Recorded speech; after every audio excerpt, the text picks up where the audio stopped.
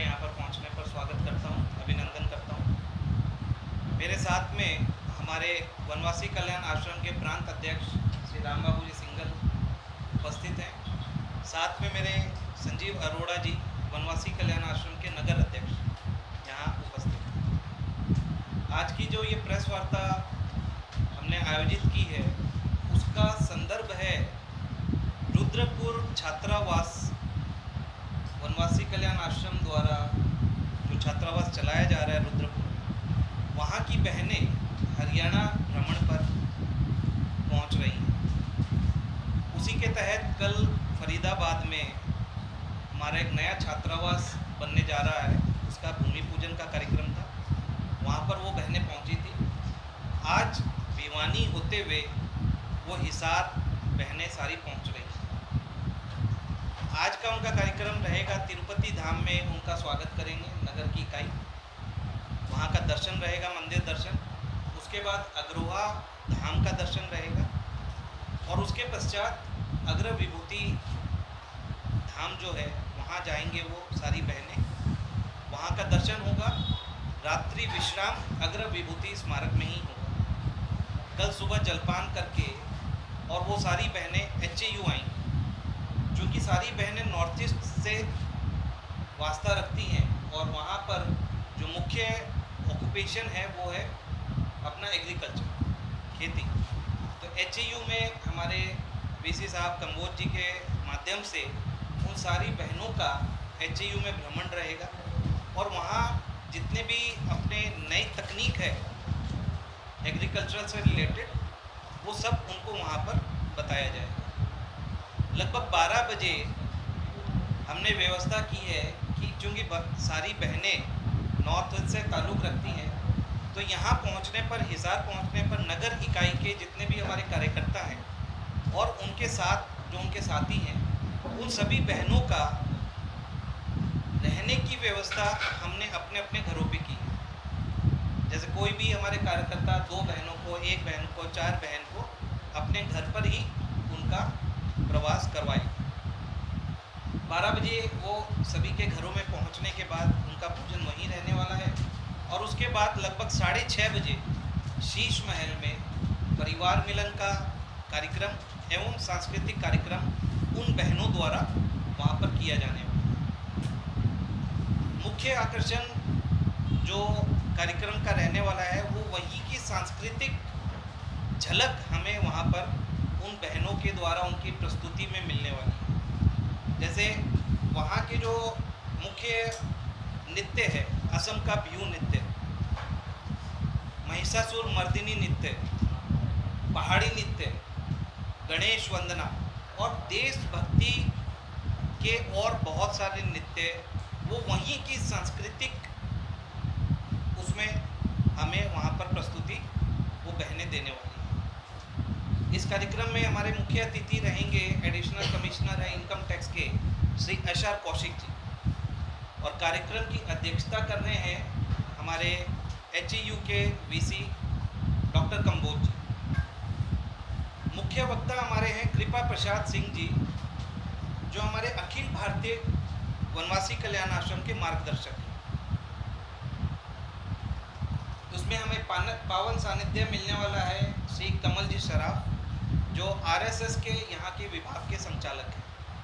उनके साथ में रहेंगे जगबीर जी, हरियाणा शिक्षा बोर्ड के चेयरमैन, और श्री अशोक कुमार जी IAS, जो हमारे निगम के कमिश्नर हैं।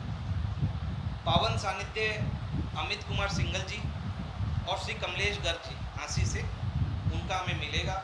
साथ में अनेक विशिष्ट अतिथि भी वहाँ पर पहुँचने वाले हैं। हमारा इस कार्यक्रम का मुख्य उद्देश्य जो है वो है पूर्वोत्तर को अपने नॉर्थ से जोड़ने का। ये हमारा प्रयास रहेगा कि पूर्वोत्तर में जो हमारी सांस्कृतिक जो है सारा वो यहाँ पर आके वो प्रदर्शित करेंगी। और एक परिवार मिलन का कार्यक्रम हमने कार्ड में भी सभी से अनुरोध किया है कि परिवार सहित वहाँ पर पहुँचें और उन बहनों को परिवार में भी रुकवाने का एक कारण, एक वजह यही है कि आपस में वो परिचय हो सके, वो आपस में सांस्कृतिक अपनी पूर्वोत्तर की वो हम जान सके और हमारे यहाँ की संस्कृति वो पहचान सके। तो एक परिवार मिलन का कार्यक्रम इसी निहित वहाँ पर रखा गया है। और मैं सभी मीडिया के बंधुओं से उनके मार्फत ये अनुरोध सभी को करना चाहूँगा कि ज़्यादा से ज़्यादा संख्या में वहाँ पर पहुँचें, क्योंकि इस तरह के पूर्वोत्तर के सांस्कृतिक कार्यक्रम बहुत कम आयोजित होते हैं। पहले भी हमने जब आयोजित किए हैं तो बहुत अच्छी संख्या में लोग वहाँ पर मौजूद रहे हैं और सभी ने हमारे प्रोग्राम को सराहा है, क्योंकि इस तरह के प्रोग्राम हिसार में बहुत जल्दी से आयोजित नहीं किए जाते।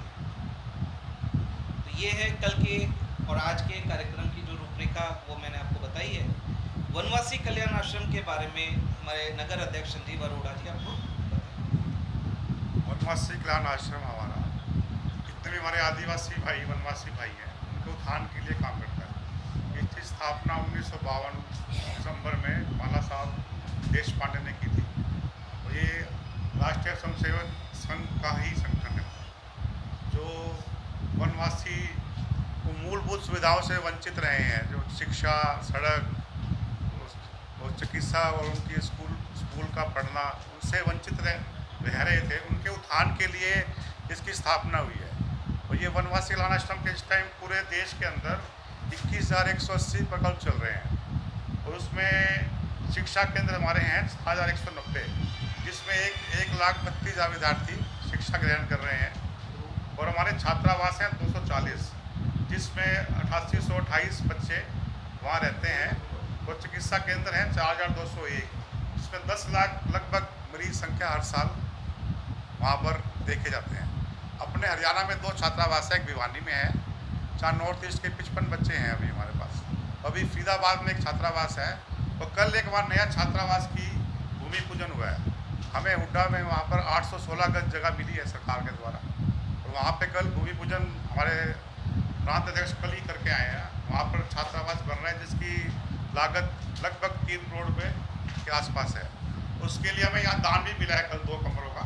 एक कमरे का 5 लाख रुपए दान के लिए हमने निश्चित किया है। तो कल हमें 2 कमरे इस हाट से दान के लिए मिले हैं। प्लस कोविड के अंदर भी हमारे संस्था ने बहुत काम किया है। जितनी भी ऐसे इलाके थे जहाँ पैदल जाना भी मुश्किल होता है, वहाँ पर दवाइयाँ कोविड की उस बंद के दौरान हमने राशन बांटा है, पैकेट्स दिए हैं। ये सारा काम वनवासी कल्याण आश्रम ने किया है और ये दिन ब दिन बढ़ता ही जा रहा है और सारे देश इससे जुड़ता जा रहा है। हमारे यहाँ देश में 12 करोड़ आदिवासी हैं, हमें पता भी नहीं लोगों को नॉर्थ में भी इतना देश में आदिवासी हैं। तो उनके लिए बहुत बड़ा ये तो पुण्य काम है, जो भी इससे जुड़ा हुआ है सेवा कर रहा है, पुण्य मतलब भगवान का काम कर रहा है, ऐसा हमारा मानना है। और ऐसा होता भी है। किसी का भी जीवन आप करते हैं तो उससे बड़ा कोई काम नहीं है। बाकी कोई क्वेश्चन तो हमारे प्रांत अध्यक्ष आपको बताएं। आपके कोई भी सवाल है तो आप हमारे प्रांत अध्यक्ष से पूछ सकते हैं, उसका जवाब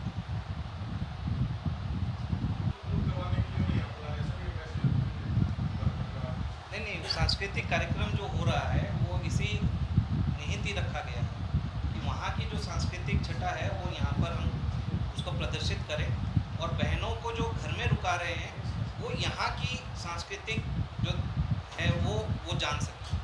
तो इसका उद्देश्य यही है।